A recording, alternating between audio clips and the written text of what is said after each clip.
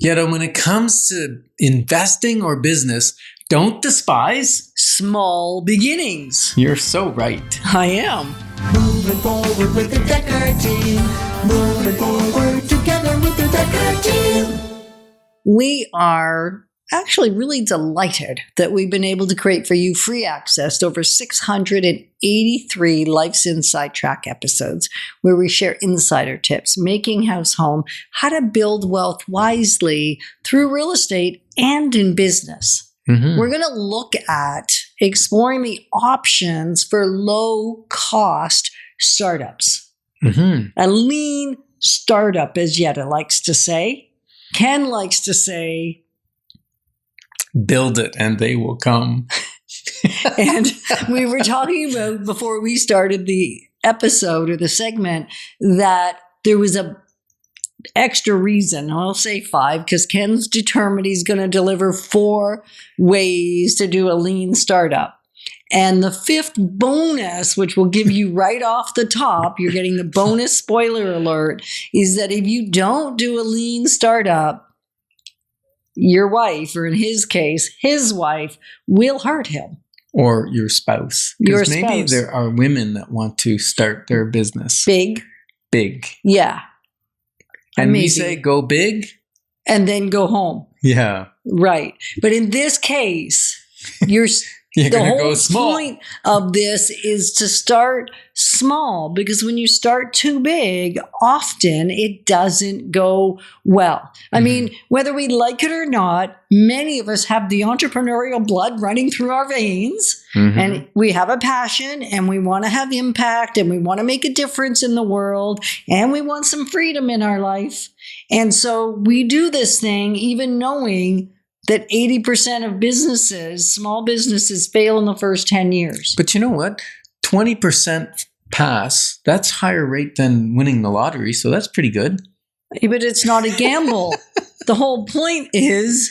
Well, let's do it without gambling? Is that what you're saying? Yeah, that's what I'm attempting to say. All So right. number 1 is check out your zoning where you are. That's a way to start small. Like wherever you currently are living, can you do the startup there? Like in segment A, we talked about quite a few amazing companies that turned into billion-dollar companies that actually started in a shed or a garage. Mm-hmm.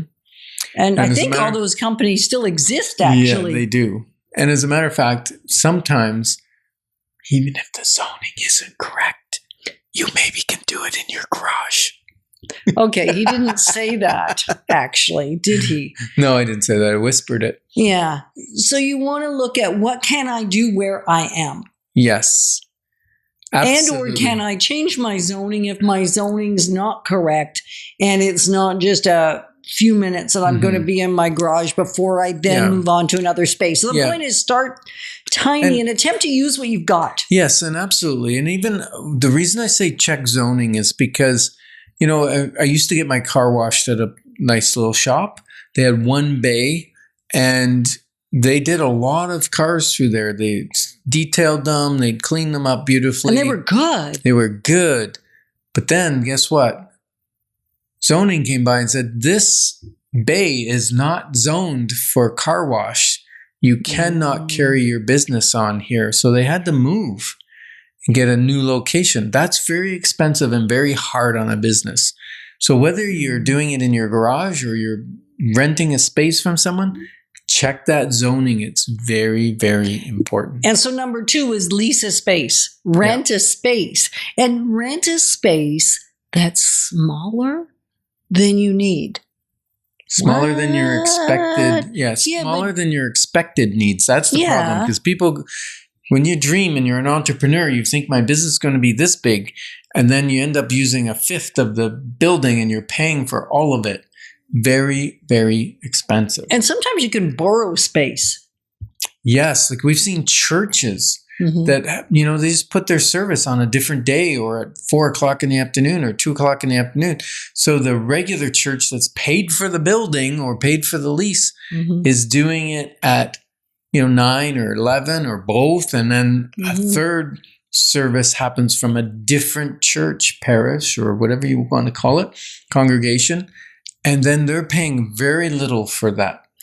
And even when we started Solid Rock Realty, we leased a space that's about a quarter of the size of the space that we're in now. Mm-hmm. And we all fit for a little while. And then very quickly, the Dekker team didn't fit in there anymore. And we went off and bought our own building that we stayed in for over a decade after that, 12 years, I guess. And so sometimes it means you will have to make a shift later. But had we started too big, we may never have made it to the point where the Dekker team didn't fit inside the business. Yeah. And sometimes, you know what, especially in our business, agents, when times are good, they want to rent space. When times are poor, that's the first thing they do is cut their space. And the brokerage is left covering the cost of that space. Mm-hmm. So look at your business. Look if it might be cyclical. See if you can rent temporary space if you need, or put a portable or a container outside or something to get you by. So it's basically work on a shoestring if you can. And that's been hard for you to admit. Oh yeah, and live into. I don't like it. I'm right back to build it and they will come. I love the grandioseness of. So you can imagine the arguments in our house. So we were able to mitigate some of those when we really tapped into the wisdom of the Ultimate Sales Machine book. Mm-hmm. And so that's one of the reasons we're bringing them to Ottawa June 5th. First time they'll ever be here.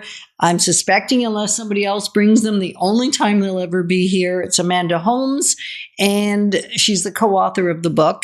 And I started reading that book in 2012 and attempting to get you to implement, which you did a little bit.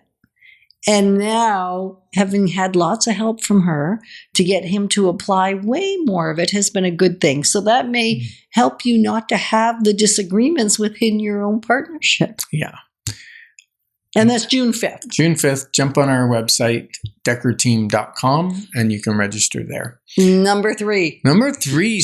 Skeletal staff. Yeah. And so not to have the redundancy that you just heard. You don't want 2 people doing the same job. You want as little as possible. And where you're the labor at the beginning, I mean, you don't want to burn yourself out, but startups are not easy. So lean staffing. Yeah. Be prepared that you may need to work 60, 80, 100 hours a week when you're wearing all those different hats that an entrepreneur needs to wear. And in that season, learn the system or create the system and then put that in the box or into the system so that when you bring somebody on, they don't have to figure it out all over again. That's part of that skeletal. Yeah. It's an opportunity to really know your business. Yeah, because you know the job, and then you know when you hire somebody, whether they're snowing you or not, if they're not doing it well.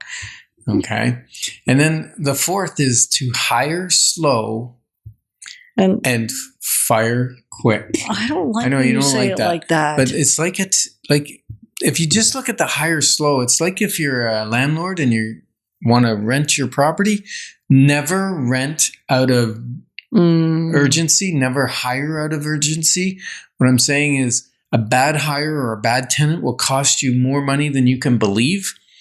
So hire slowly, and if they're not working out, free them up to industry quickly. Don't keep them on to sabotage your business. So free yourself and them up. Yeah. And then Simon Sinek said, dream big, start small, but most of all, start.